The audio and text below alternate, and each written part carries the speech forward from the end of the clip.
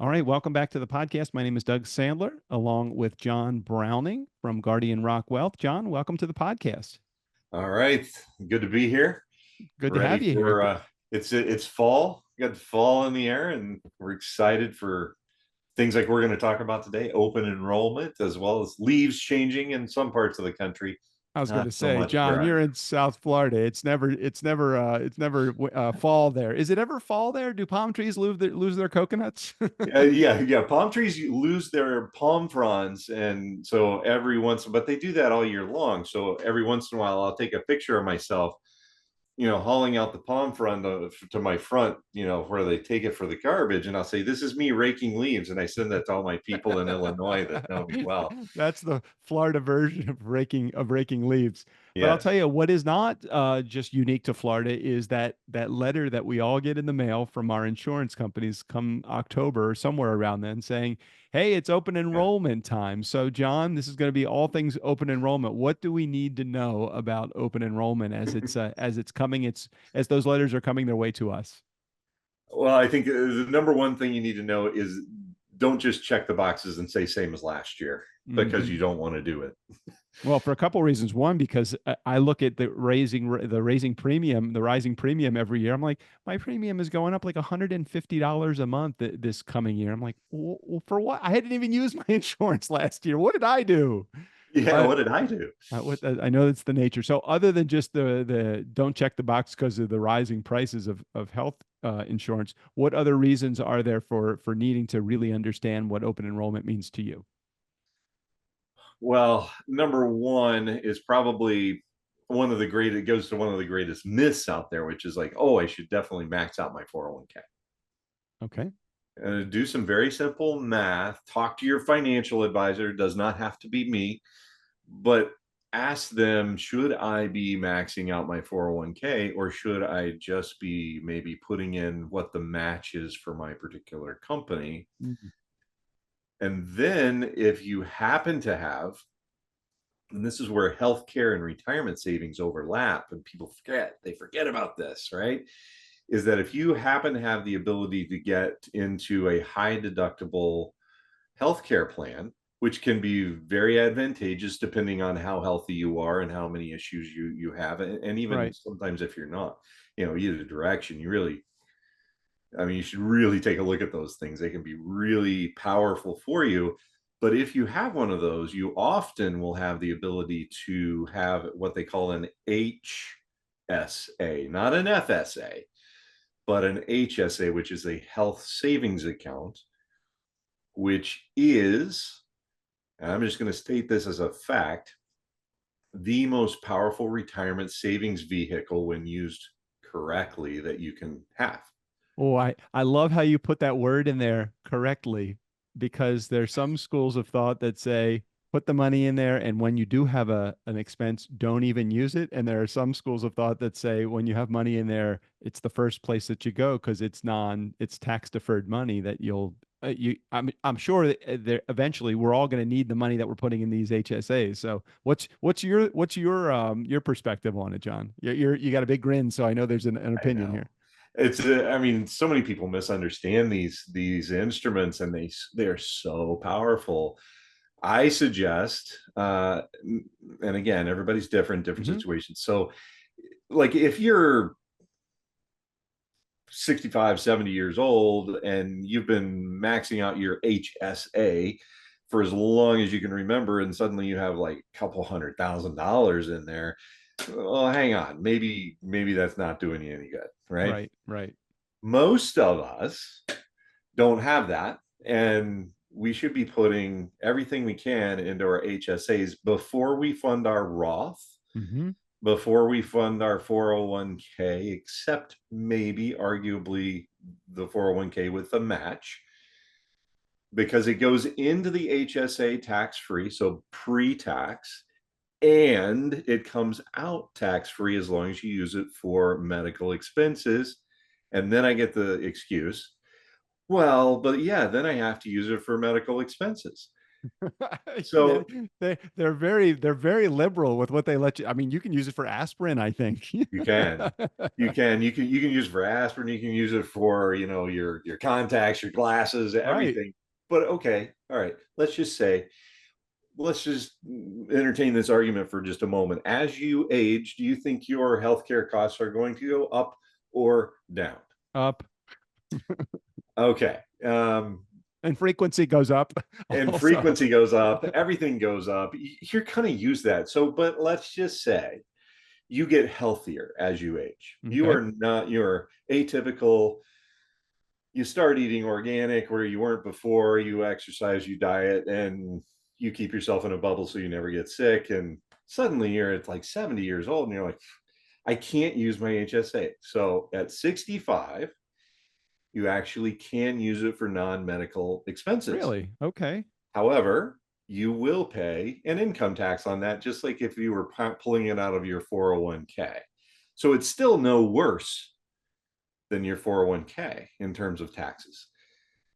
So, any way you slice the HSA program, it is powerful. It is a It wonderful tool to use. it's a great tool. The only downside is that the government doesn't quite give us the same level of maxing out as they do on things like your, Roth or 401k or simple IRA or any of that. I think it's again, I don't want to date the podcast, but it's, $5,000, 6,000 bucks, 7,000, depending if you have a family or individual. Yeah, individual for 2025 is going to be 4,350, I think, and then for a family, it's 8,000 and change So for 2025. do you recommend using it as there are some people that say some advice is put it in there because you get the advantage, but don't use it. Just That's go exactly ahead and what I write say. it. Okay, so write a check, pay it out of your savings account or checking account. Don't use the money that you've put in your 401 in your HSA. Use it as a retirement account, and it's more important than your Roth. Okay, so And what happened? there's no income levels that say you can't use it either. So even if you're making too much money to contribute to a Roth, you can still contribute to an HSA. And the other side benefit, and I'd like you to just comment on this if you would, and I just found this out within the last couple of years, is that there actually are some investment vehicles within an HSA as well that it's not just being put into a checking account. It actually is tied to some indexes as well. What's your thought, opinion about that? Yeah, there's usually at the very least you should be able to get it into the same type of mutual funds as like a 401k, but most HSAs now have what they call a brokerage window where you can choose any financial instrument that you want Mm-hmm. essentially. Mm-hmm. Like my wife has an HSA and we max that guy out every year as the family, and so I invest that just like her Right. Roth IRA. So come on back to the open enrollment thing for a second, because I know there are many health insurance plans that don't provide for a provision for you to have an HSA. It's That's sometimes right. it's the higher deductible ones. Is that right, or is it something other than that? Usually the HSAs are the higher deductible ones. The ones that are lower deductible, which is attractive, especially if you're not a high income earner and you really need that protection to make sure, I can't afford to have a deductible of like 2 grand or whatever it might be. Right. You can't afford that. So you can't take advantage of that then. But then you probably wouldn't be able to take advantage of the HSA and the HSA. savings either. So Right. Yeah, one yeah. one of the things that I try to do, and again, I'm going to have to work a little bit closer to your advice here, and I'd love you just to expand upon it just a little bit more, so maybe a dumb guy like me can get it. I try to keep. I have a $7,500 deductible on my health insurance plan. It's a very high deductible, Oof. but I keep 7,500 plus in my HSA, and so far, every year for the last, I don't know, 10 years, I've been able to maintain that, but I do use the rest of the deposits for expenses that I had because I thought I should be doing that. But tell me a little bit more. Maybe lean into me a little bit. Tell me why it makes more sense for me to write a check or to use a credit card or a debit account to pay for a couple $100 here, a couple $100 there. My glasses are like $600 a year, to update the prescription and all that. Why should I be taking it out of my checking account as opposed to taking it out of the HSA? So you know about the Roth, and you know why you save in a Roth, right? So Yeah, because it's right. all the growth that you have on that savings is tax free when you take it out, right? Mm-hmm. Mm-hmm. Same thing with the HSA. So if Mm, you keep that money in there, see, when you're no longer working, allegedly, I mean, hopefully not, but probably your income's going to go down, right? right, right, So that might be a better time to use it. In addition, you can then use it tax free. So rather than taking money out of your right. IRA or your 401k, Which is which is going to going to be be taxed and be taxed. taxable income to Right, you, right. take it out of your HSA, it's not going to raise your tax rate. And it will have grown tax free for how many years before you use it? That's Well, the power behind it. got it. Got it. Okay. So this So is every time you pay for really your interesting. glasses or for something else there, think about it this way. That's saving. That's retirement savings. So I'm paying for my glasses this year and I'm putting that much in my retirement savings. You've And I'm you've getting new glasses. you've just made me have to play in my brain because I like to have all these, I call them my fake money accounts because they don't feel like real money when I'm spending money out of my HSA. So I'm gonna have to create another fake money account that's going to be put in just for medical expenses that I would have normally paid through my HSA. This is the way I trick myself into Hey, actually having. whatever it takes, right? It's all about your mindset and the habits you get into, right? All right, you also mentioned about open enrollment. What if I'm turning 65? I think one of the things we wanted to talk about, or did Yeah. you strike upon that already, or no? No, I know where you're going with that. Okay, So yeah, so when you turn 3 months actually, so when you're still 64, so 3 months prior to your 65th birthday, and this is something that very few people know, and even if they know it, they're like, I don't know if I want to do it. Medicare. I'm still working. I don't really need Medicare, right? hmm I've got my health plan through work. Okay, hang on. Talk to somebody like Guardian Rock Wealth, John hmm Browning. hmm Let's look because my guess is you are paying double, triple, quadruple what you would pay Medicare for the same level or better level of service if you just said, no, I'm not going to take the company plan. I'm instead going to sign up for Medicare while I'm still working. So advise those that are W-2'd and get an employee contribution towards their health account. Are you saying that their companies generally would be giving them that premium back, and so you can spend that money on Medicare? Or are you saying something else? Um, so not every company gives you an extra amount for that. Got Most it. of them really don't anymore. They or they may contribute to your Okay. health care, but they're not going to give you anything extra All most right. likely. So then tell me, so run that advice by me again, because I'm not sure I 100% follow it. Are you talking about the benefit itself would be double, triple, quadruple, what it would be, or what? So as an employee, you are contributing almost certainly. Some companies I'm sure are wonderful and they don't. Right. Right. So like my wife, I don't because I'm self-employed, but my wife works for the hospital. She's a neonatal intensive care unit nurse, and she carries healthcare, and she has to pay roughly I want to say it's like $300 every paycheck. That's Oh, $600 a got it. month. Her contribution to the family health care is premium is higher than what you think it would be if she was paying Medicare instead. Exactly, Understood. exactly. And some people are like, oh, but it's the government, it's Medicare, it's not going to be as good. You might want to look at it. You might want And to look at it and experience before you just jump to that conclusion. They have okay. some very good plans.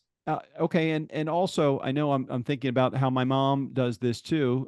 She's in her early 90s, and she not only has the Medicare supplement, but she has or Medicare, but she also has supplemental coverage too to help offset even more of the expense that she has. I think she's out of pocket very little a year or a month with for her own medical expenses. I mean, pennies compared to what it would be. No $7,500 deductible here. Yeah, I mean, Medicare gets this is why it too like maybe talk to somebody who does Medicare. Maybe talk to John Browning or Guardian Rock Wealth I know about that guy. Medicare I know because that guy. there's part A, there's part B, there's part C, there's D. And there's the drug coverage, there's Medicare Advantage, which is what you're talking about. And that's the supplemental. But then there's A and B, which is just the hospital. And then B is the just regular medical, going to the doctor and all that kind of stuff. So the government does make it complicated. I know that's shocking to Surprise. everyone. The government has made it very complicated, but it's doable though. It's like I said, talk to somebody who does it every day. All right, Talk to somebody who does it. we covered a lot of stuff. I just want to maybe summarize or come back just for a second and just explain. For everybody that is in October. We're in October now. You're about to get, if you haven't already gotten your letter from your insurance company, what's the first thing that they should do? Because I don't want to simplify it so simple that they don't do anything, or give them too much information, nothing happens. So what's the first thing they should do when they get that? First thing, get in the mindset that it's last year's plan wasn't probably it was probably not what you want this year. Just get in Right, that right. So mindset. you're going to make a Things change, change. Right. right? Things change and generally not in your favor. Um, the second thing is don't just so we've talked a lot about healthcare, HSA, and things like that. In your 401k, how much are you gonna, how much are you gonna contribute, all that kind of stuff. The other thing we didn't talk about so much is, each year you also have to make a lot of other decisions like dental, disability, life. Yeah, yeah. If you truly cannot get disability in life outside of your employer, then take advantage of it. However, look into what it looks like to get that insurance coverage on your own because number one, if you lose that job for whatever reason, that goes away. I mean, there's Cobra, but Right, trust right. me, Cobra gets really expensive really Really fast. expensive, I can tell you that. But if you have that outside, number one, it might be less expensive to get it out. Everybody thinks, oh, it's group insurance, so it's got to be less expensive. That is not the case in many instances. And it's generally you cannot get nearly as much through your employer as you can outside. So really take some time, talk to somebody, find out what's really better, what's really going to save you money and still get you the coverages you need rather than just automatically checking the box. 100%. Totally agree with you. And I want to throw one other thing in there, just so the listening community might be aware of this. And you may not even know this about your state, but there are a lot of states have subsidies also. I know in California, for example, they have something called Covered California. Depending on your income and your family size and your household size, they could subsidize a portion of your premium. And Mm. that happens only if you go to them directly. Maybe if you're self-employed. I don't know if it happens if you're through an employer, but I do know that there are a number of different opportunities in there as well. Right. I Just throw, call it just throwing that I out there. call what I call what most people do when they get their open enrollment and they hate to do it and they don't do it and they procrastinate. I call it a voluntary forfeiture of freedom. It's your tax on not filling out the paperwork. Yes. Or not paying attention to the paperwork, Pay right? attention, pay attention. You're getting a letter in the mail from your insurance company telling you probably, as John just said, your premium is going up and your level of service is going down. So you might want to, at least, if for no other reason, just take a look at the options that you have because they shift the options based upon the experience that they've had in your market. So just know that the next step that I would take after at least getting the letter in the mail would be to call John, because if you call John, he can at least decipher it for you and take into account all of the other things that are happening: HSA, 401ks, IRAs, raw, all of the stuff. It's not just I'm making a decision about health insurance. It's I'm making a decision about my financial future, and health insurance happens to be just one of those many components. Did I say that right? Did I say it fairly? Yeah, it's all tied together. Yeah. Yeah, everything's tied together. I know that. Just like, the damn taxes I have to do every year. It's all tied, it's all tied together. All right. So if you want to get in touch with John, want to find out more information about what he does and how he does it, John, you took away all the digits from the screen here. Now you got to do the text. I think it's I you want know. to text the word life to. I'm gonna try to remember this.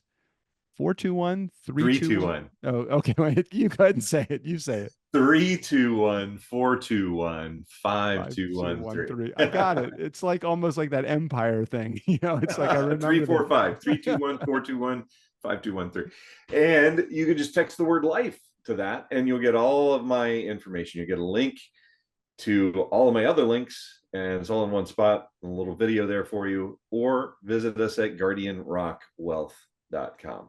All right, don't just check off the box. I want the same thing I had last year. Just don't do that. It'll cost you more and get less service. So make sure you tune in here for more great advice from John. John, thanks for being here. Thanks for sharing your expertise on the show today. Good to see you again.